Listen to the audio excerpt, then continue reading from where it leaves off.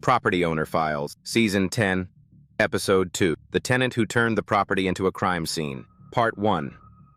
Horror Story. The neighbors noticed it first. Cars pulling up late at night. Short visits. Constant foot traffic in and out of the apartment. At first, it looked like normal activity. Until it wasn't. Police showed up one evening and didn't leave quietly. The tenant had turned the unit into a hub for criminal activity. Drugs, suspicious transactions, complaints from surrounding apartments. What started as a standard rental property lease turned into a full investigation. The landlord had no idea. No system flagged unusual behavior. No inspections were scheduled. No communication loop with neighbors existed.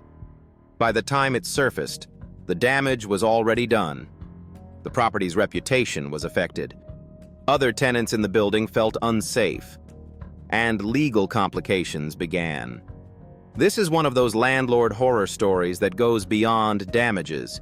It impacts safety, liability, and long-term property ownership risk. And in real estate, situations like this escalate fast. Welcome to Property Owner Files.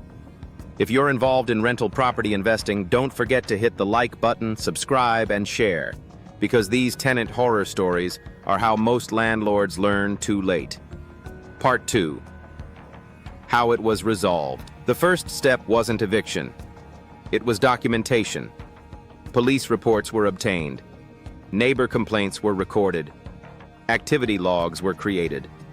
Because in cases involving criminal activity, the eviction process must be handled carefully and legally. The landlord worked with legal counsel to initiate eviction based on lease violations and illegal use of the property. This wasn't a simple notice. It required clear evidence.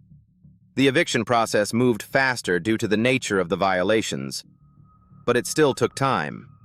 During that period, the landlord had to secure the property, communicate with other tenants, maintain safety in the building. After removal, the unit required inspection for damages, possible contamination, and security improvements.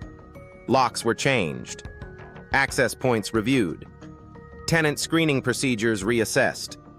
The situation was resolved, but not without stress, risk, and disruption. Because once criminal activity enters a rental property, it affects more than just one unit. Part 3.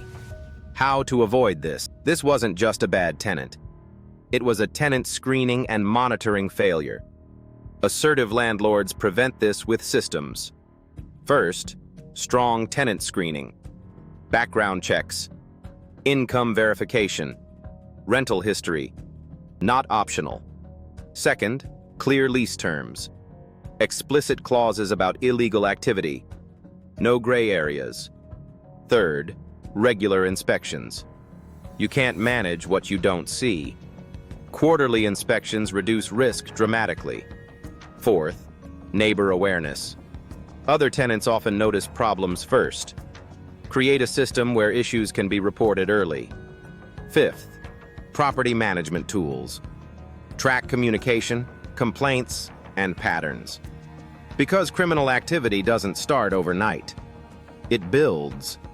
Most landlord horror stories like this happen when landlords rely on assumptions instead of systems. In rental property investing, prevention is always cheaper than eviction. Part 4. Closing. Real estate comes with risk, but it also comes with control. The difference between chaos and stability is how prepared you are. With the right systems, you can protect your houses, apartments, and long-term property ownership from situations like this. If you want to avoid mistakes most landlords make, don't forget to purchase the landlord bundles tagged in this video. They're designed to help you build stronger tenant screening and property management systems.